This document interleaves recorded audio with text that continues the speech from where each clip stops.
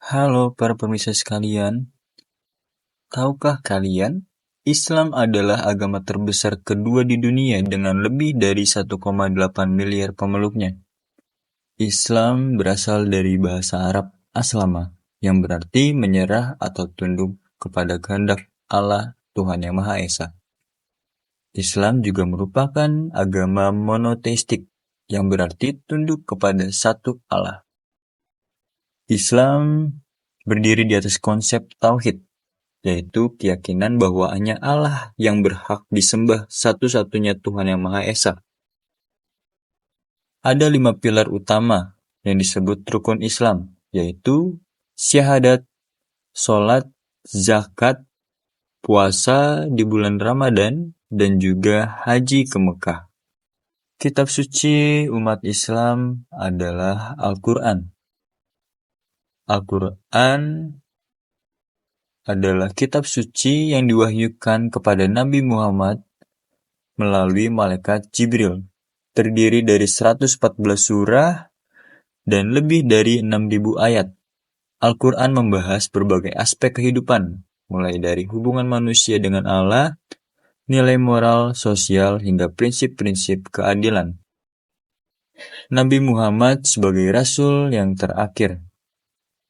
Ia lahir di Mekah pada tahun 570 Masehi. Ia diutus sebagai nabi terakhir untuk menyampaikan wahyu Allah kepada umat manusia. Selain Al-Quran, umat Islam juga mengikuti hadis, yaitu kumpulan perkataan, perbuatan, dan ketetapan Nabi Muhammad. Tempat ibadah umat Islam dan pusat komunitasnya ialah masjid. Masjid bukan hanya tempat untuk melaksanakan sholat berjamaah.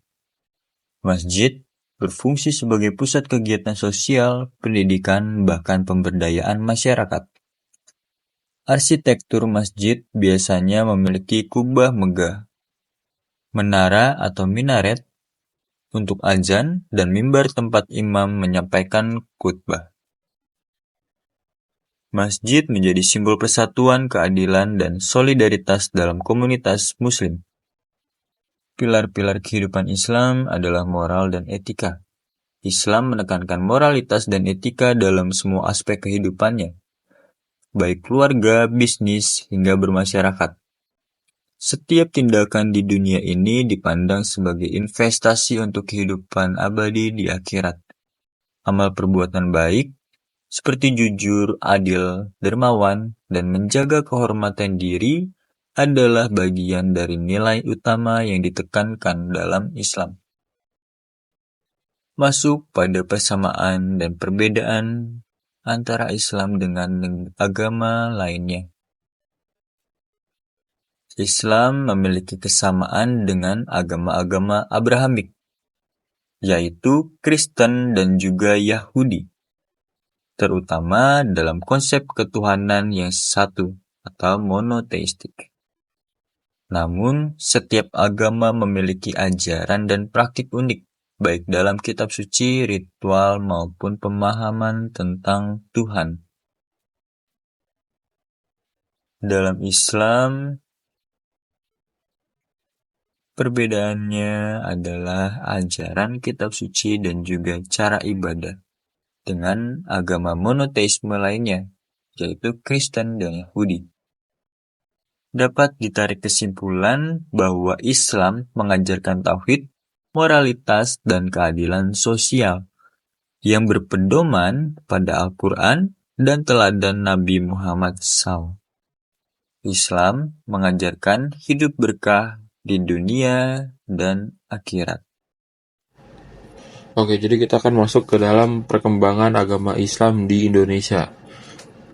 Jadi untuk latar belakangnya itu, Islam adalah agama mayoritas di Indonesia dengan sekitar 87% populasi menganutnya, menurut data BPS tahun 2023. Proses masuk dan berkembang Islam di Indonesia berlangsung secara bertahap, dipengaruhi oleh faktor perdagangan, budaya, dan politik. Oke, lalu teori masuknya Islam ke Indonesia. Berdasarkan dokumen sejarah, Ada beberapa teori. Yang pertama itu ada teori Gujarat atau dari India. Jadi Islam ini dibawa oleh pedagang Gujarat pada abad ke-13. Buktinya itu adanya corak batu nisan Sultan Malik Al-Saleh di Samudra Pasai mirip dengan batu nisan Gujarat. Yang kedua ada teori Arab atau Mekah. Jadi di dalam teori ini Islam ini dibawa langsung oleh Arab atau Mesir pada abad ke-7 sampai abad ke-8. Bukti dari teori Arab ini adalah catatan dinasti Tang tentang komunitas Arab di Barus, Sumatera pada abad ke-7. Kemudian ada teori Persia. Di dalam teori Persia ini, pengaruh budaya Persia sangat terlihat dalam tradisi seperti peringatan Tabwik di Pariaman. Lalu bagaimana proses penyebaran Islam di Indonesia? Ini dibagi menjadi 3 bagian. Yang pertama itu ada periode awal, yang kedua ada periode kesultanan, dan yang ketiga ada kolonialisme dan Islam. Yang pertama kita akan bahas tentang periode awal pada abad ke-7 sampai abad ke-13. Ini Islam masuk melalui jalur perdagangan seperti Selat Malaka dan pantai barat Sumatera. Bukti-buktinya itu adalah prasasti Tanjung Tanah yang menggunakan huruf Arab Melayu dan catatan Ibnu Battuta tentang Kesultanan Samudra Pasai. Kemudian dari periode Kesultanan abad ke-13 sampai abad ke-16. Peran Wali Songo di Jawa dengan metode akulturasi seperti wayang dan gamelan. Kemudian Kesultanan Benting, Samudra Pasai, Demak, dan Ternate Tidore. Dan yang ketiga kolonialisme dan Islam pada abad ke-17 sampai 20. Islam ini menjadi identitas perlawanan, contohnya Perang Diponegoro dan Perang Aceh. Lalu apa saja faktor pendukung perkembangan Islam?